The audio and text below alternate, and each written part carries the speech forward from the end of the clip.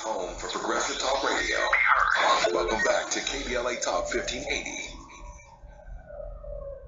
Being joined today, live on the ground once again, by James Farr. He is a journalist, writes for LA Progressive, also known for The Conversation Live, and he is there attending the trial for seeking justice for Andrew Joseph III, and has been kind enough to check in with us this week and keep us up to date. Good morning, James. Good morning, Dominique. How are you?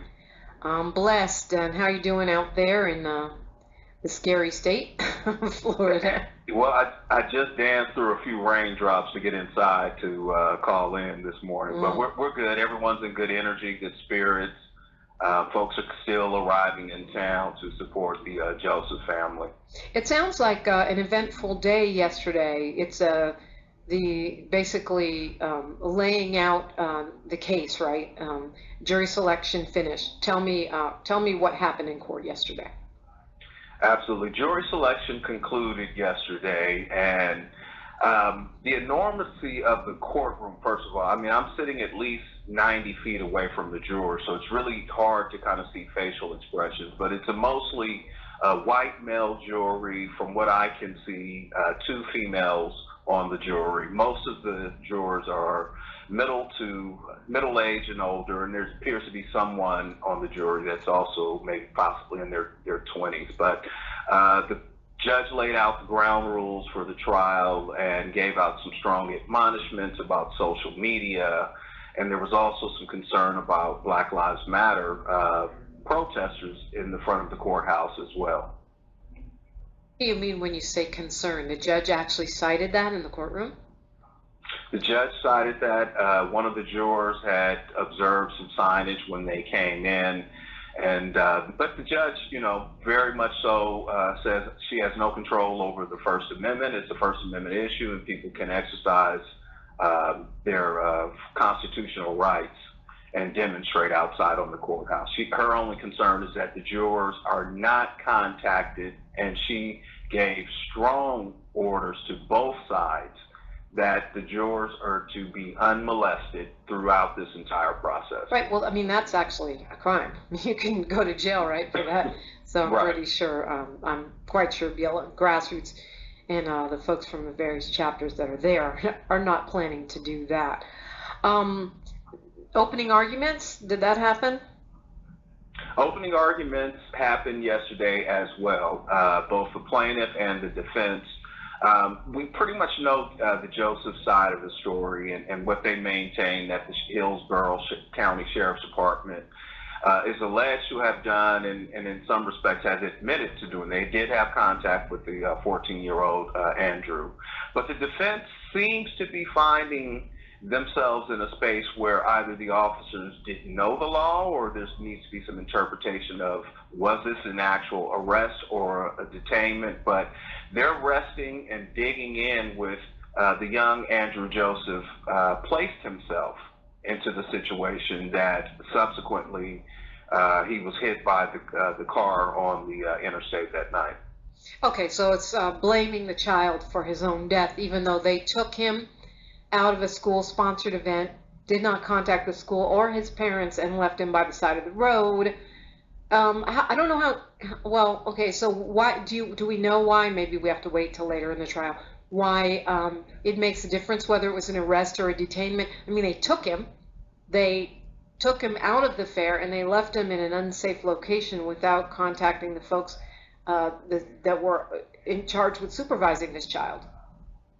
It's a custodial issue. So, I mean, yes, they took him. No one denies that they took him. The sheriffs admit that they took him to where they took him. But they're saying that they just told him basically to leave. He had been trespassed from the fair, and he was on his own.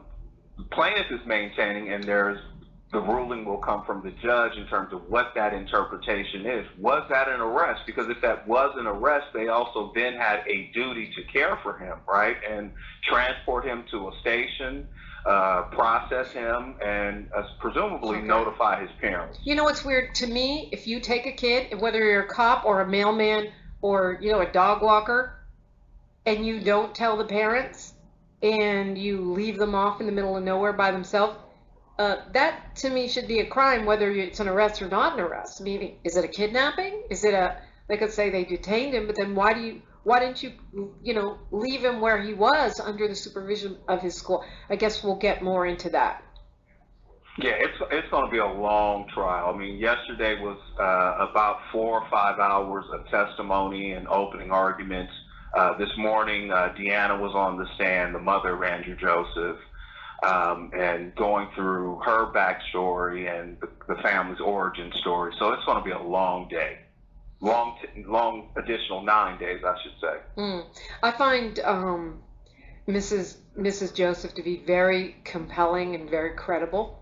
When I spoke with her on this station, I was very moved, and so were a lot of people. I got so many texts and DMs.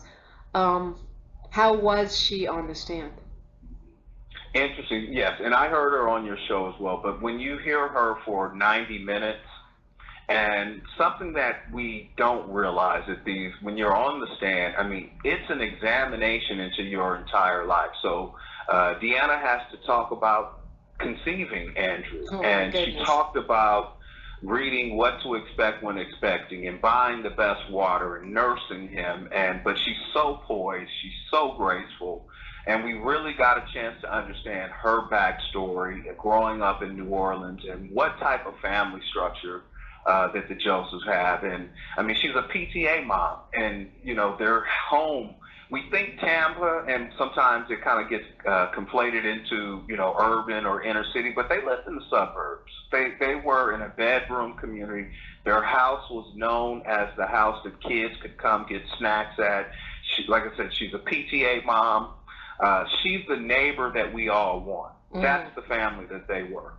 Yeah, I mean, I was clear when I talked to her on the air, and also when I've heard her and her husband speak. They're a proud family. He's the third, and that's no accident.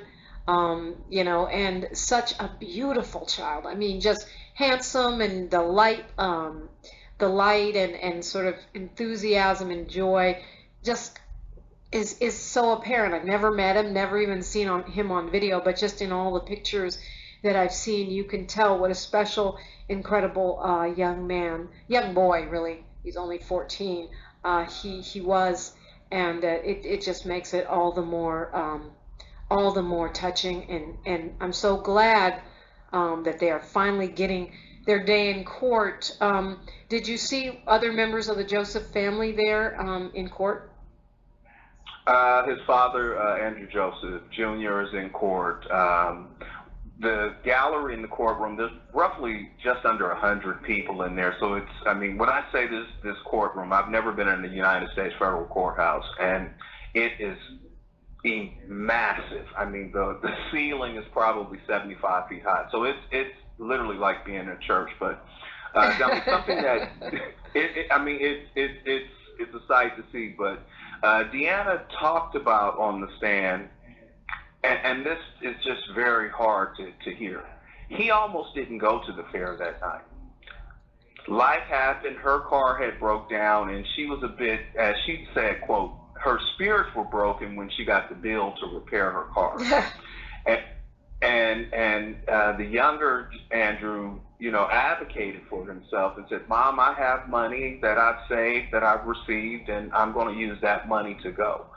So it was on his dime that, this young boy is kind of coming into his own independence and asserting himself and wanting to go hang out with his friends. The decision is made to allow him to go while she stayed behind at home and was preparing his clothing for the next day confirmation that he was to receive for the high school that he desperately and worked really hard to get into. So it's just shattering for this family that they have to revisit not only the loss of their son, but the memories, like the small things that happen in families that aren't public. You know what I mean? James Farr, stay with us. I want to hear about what's happening with BLM, the organizing on the ground, and also the allegations that there's been some tampering with the press on behalf of the defense. That when we come forward talking about Andrew Joseph III and ending qualified immunity on KBLA Talk 1580. More of First Things First with Dominique DiPrima when we come forward. Less BS per broadcast. Fewer microaggressions per megawatt. KBLA Talk 1580. Yes, indeed. We do definitely stick to the fact-based, the evidence-based and such. Talking with James Farr, who is a journalist who's being a stringer for us this week, calling in and giving us updates from the case, the court case seeking justice for Andrew Joseph III. And you mentioned it's a huge courtroom. I had heard that from some of the BLM grassroots folks that it's a giant courtroom. Most of them would hold more like somewhere 40, 50 people or even less. And this one holds 100 people. It was assigned randomly, and we don't know why such a huge courtroom was assigned. But it makes me wonder, because I'm sure all of the authorities were aware of the organizing that's happening around this case. The Black Lives Matter, of course, they're in Florida, along with Black Lives Matter chapters from around the country, and the BLM grassroots, which is Black Lives Matter. We're all planning to organize around this trial and organize against, qualified immunity. I'm speculating right now, but I wonder if that had anything to do with picking such a huge courtroom so they could swallow up the protesters, the attendees, and also create that space that you mentioned between the jurors and the people attending in court. It sounds like the activists pretty much filled up or came close to filling up that courtroom now. It's a great balance of, BLM, grassroots, and different activists, even here locally. They're certainly here, and they're here in numbers, and they're representing and they're supporting the family. But there's a gaggle of media in the back as well. Local networks, news outlets are here, taking notes and reporting out on it. So it's a mix. But, it's interesting when you look at the number of attorneys that are sitting on the defense side. I counted 9. And, wow. They have, someone that's trained strictly on the jury to watch their reactions to questions and testimony. So it's a very stacked deck on one side of the courtroom in terms of the defense. Talk to me about these allegations about some pressure from the defense on the media. Yeah, right now, and I'm researching and investigating this, but I have on a very confident source, and I've put a PRA and a Public Request Act, and I'm just waiting for the confirmation. But it's been alleged that the defense or someone close to the defense sent out an email to local media outlets asking them not to cover any of the press conference or rally portions yesterday at noon. I can confirm at least one station did go live, but if in fact true, it is a violation, number one, and that would trigger another action. But it really is a dog whistle, right? Like, they're trying to suppress as much as they can about this case and hoping that it just goes away. But, at least for the next 9 days until a verdict is reached and or a mistrial is declared, folks are going to continue to show up here in the courtroom and continue to raise their voices in support of justice for the Joseph family. I mean, right, I guess, to put everything in context, that it was really the case of the Trayvon Martin case, even though Zimmerman's not directly a cop, that sparked the Black Lives Matter movement. And so Florida, I'm sure, is well aware of where these things can go. Absolutely, and I am not naive. No one is. We know that they monitor social media for both activists as well as media. So if anyone is surprised, it would be me that they didn't monitor, right? We know that that's what the systems will do. Yeah, I want to look at what the mobilizations look like, what folks are advocating in the battle against qualified immunity when we come forward on KBLA Talk 15. The conversation continues right now with Dominique DiPrima on First Things First. I'm talking with James Farr. He's with the LA Progressive, but he's also an independent journalist. We can find you online at The Conversation Live, right, James? Yes, you can, or at James Farr Live on Twitter. James Farr Live on Twitter. So, beyond, obviously, or I shouldn't even say beyond, but within the story of Andrew Joseph III is a story of qualified immunity. And I read a definition on the air from Cornell Law School talking about protecting government officials from lawsuits. And the reason that is key to this case is the fact that it took 8 years to get to a trial, civil trial, was due to qualified immunity. What actions are activists on the ground in front of the courthouse and also inside the courthouse? What are they calling for? What specifically is being done?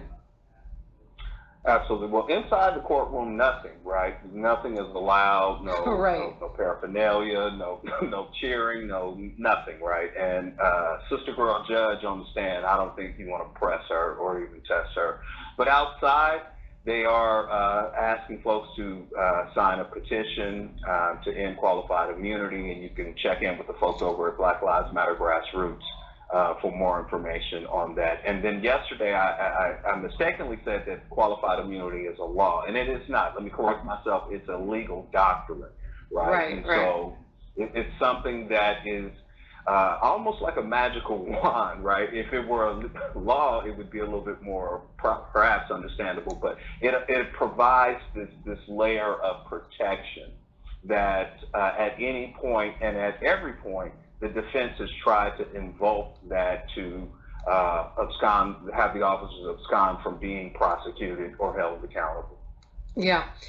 So I know that you can also find links and information at the AndrewJosephFoundation.com. The AndrewJosephFoundation.com. Dr. Melina Abdullah mentioned yesterday that they're doing fundraising there. And for me, we just got a minute here before actually Areva Martin's filling in for Tavis Smiley. But for me, it's especially poignant that the grassroots, Black Lives Matter grassroots, is there on the ground and continuing to do the work in spite of the legal battles that they're involved with to fight for the soul of Black Lives Matter. Well, they're definitely doing it. And as I've said before on your show and others, I see the work. So I know where it is. I see the work that Dr. Melina and the team from across the country are doing. And they're about it. Yeah. It's just that simple. It's not, there's nothing more to say other than if you are here, you see it, and you know what it is. James Farr, thank you so very much. Well, Tavis is taking his birthday off, but if you see him, or if you hop on his social media, at The Real Tavis Smiley or Kbla 1580, make sure you wish him a happy birthday. I'm Dominique DiPrima. History is now, and we are making it together until tomorrow. One love. Kbla 1580 Santa Monica.